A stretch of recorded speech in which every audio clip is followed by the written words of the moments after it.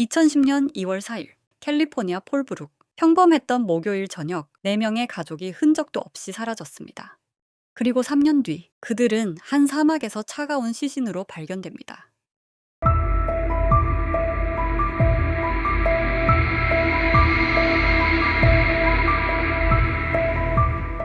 조셉 맥스테이와 그의 아내 썸머는 캘리포니아 폴브룩에 살며 두 아들 지아니와 조셉 주니어를 키우고 있었습니다. 당시 조셉은 장식용 분수 제작 회사를 운영하고 있었고 썸머는 부동산 중개사를 하고 있었습니다. 그리고 아들 지안이 맥스테이는 4살, 조셉 매튜 맥스테이는 3살이었습니다. 맥스테이 가족은 실종되기 4개월 전 홀브룩의 새 보금자리로 이사 왔습니다. 그들은 이 새 집을 리모델링하고 있었으며 꿈의 집으로 만들 계획을 세우고 있었죠.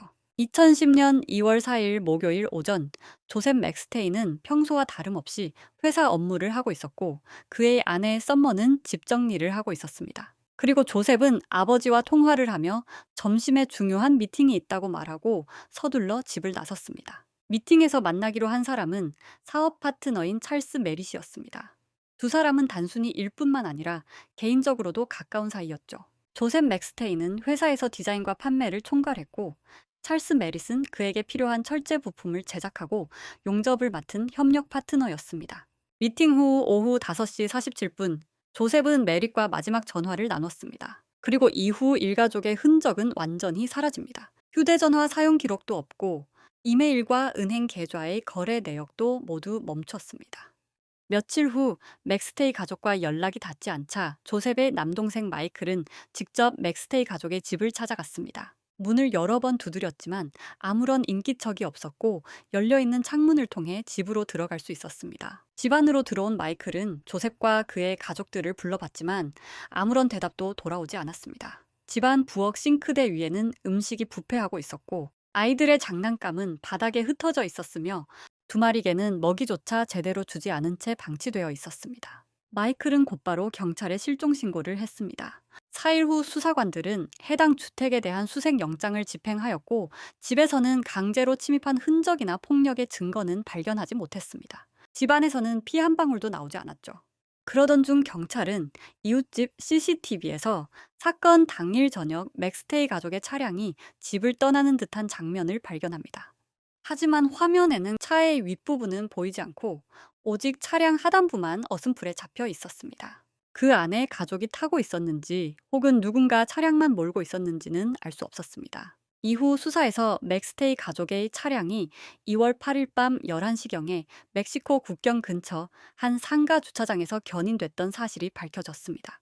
이 차는 그날 저녁 5시 30분에서 7시 사이에 주차된 것으로 확인됐지만 사건 당일인 2월 4일부터 8일까지의 차량 행방은 알 수 없었습니다. 국경 감시 카메라에는 가족으로 보이는 4명이 멕시코로 걸어가는 영상이 포착되면서 가족이 자발적으로 출국했을 수 있다는 가설이 제기됐습니다. 여기에 더해 썸머의 컴퓨터에서 멕시코 관련 정보 검색 기록과 스페인어 학습 영상 등이 발견되면서 이 이론은 더욱 주목을 받았습니다. 하지만 조셉의 어머니 수전은 해당 영상을 직접 확인한 후 강하게 반박했습니다.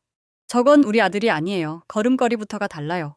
2월 23일 인터폴은 맥스테이 가족을 찾기 위해 멕시코에 수배령을 내렸습니다. 하지만 이어진 수많은 목격담과 제보들은 모두 헛된 실마리에 불과했죠. 그리고 2010년 4월 사건은 FBI로 공식 이관되었지만 그로부터 3년 넘게 아무런 진전 없이 미제로 남게 됩니다.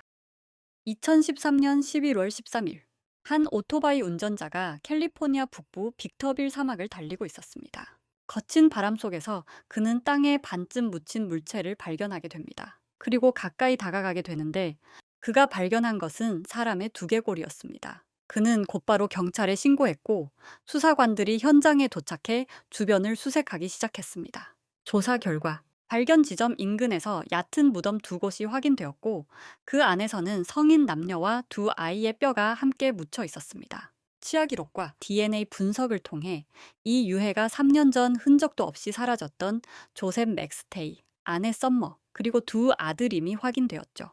이곳은 가족이 살던 폴브룩에서 약 160km 떨어진 곳이었습니다. 또한 무덤 안에서는 쇠망치도 함께 발견되었습니다. 이 시점부터 사건은 실종 사건에서 살인 사건으로 전환되었습니다. 수사관은 조셉과 마지막으로 접촉한 것으로 알려진 메리색에 초점을 맞췄습니다. 그리고 수사 과정에서 드러난 사실은 충격적이었습니다. 메릿은 이미 강도와 절도 등 중범죄 전과가 있었고 심각한 도박 중독자로 캘리포니아 곳곳에 카지노에 자주 드나들었습니다. 그리고 조셉이 사라진 직후 메릿은 조셉의 회사 계좌에서 수표를 위조해 돈을 인출하여 그 돈을 카지노 도박에 사용한 정황도 확인되었죠.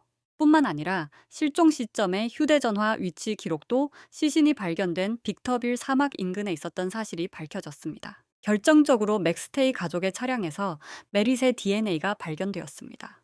조셉과 메릿은 처음에는 서로 신뢰하고 친하게 지낸 사이였습니다. 실제로 프로젝트의 상당수를 메릿이 제작했고, 조셉은 그에게 안정적인 물량과 수익을 보장했죠. 온화하고 사람을 잘 믿던 조셉은 메릿을 친구처럼 대했고, 사적인 친분도 쌓여갔습니다. 실제로 가족과 지인들도 그렇게 증언했죠. 그러나 시간이 지나면서 메릿은 납기 지연, 도박 문제 등으로 조셉과 갈등이 생기기 시작했습니다. 메릿은 2009년부터 이미 조셉에게 42,000달러 이상을 빚지고 있었고, 회사 내부에서는 메릿에 대한 불만이 커져가고 있었습니다. 그리고 조셉은 이런 메릿과의 계약을 끊으려고 했습니다. 검찰은 메릿이 자신을 사업에서 배제하려는 조셉의 의도를 알아차리고 분노와 두려움을 느꼈다고 판단했습니다. 검찰은 메릿이 맥스테이 가족을 둔기로 살해한 후 시신을 차량에 싣고 빅터빌 사막으로 직접 운전해 가서 매장했으며, 이후 가족의 차량을 멕시코 국경 인근 상가에 유기해 수사를 혼란스럽게 만들려 했다고 봤습니다. 또한 썸머의 컴퓨터에 남겨진 멕시코 관련 검색 기록과 스페인어 학습 자료 역시 메릿이 가족을 실종으로 위장하기 위해 남긴 흔적일 가능성이 높다고 결론지었습니다. 특히 아이 중 한 명은 머리를 여러 차례 망치로 가격당한 흔적이 발견되었습니다. 이 사실은 범행이 얼마나 잔혹하고 무자비했는지를 보여주었습니다. 2014년 11월 5일, 경찰은 찰스 메릿을 4건의 1급 살인 혐의로 체포했습니다. 그리고 법원은 최종적으로 그에게 사형을 선고했지만 2019년부터 사형 집행이 유예된 캘리포니아에서 메릿은 가석방 없는 형기를 선고받고 현재 교도소에 수감되어 있습니다.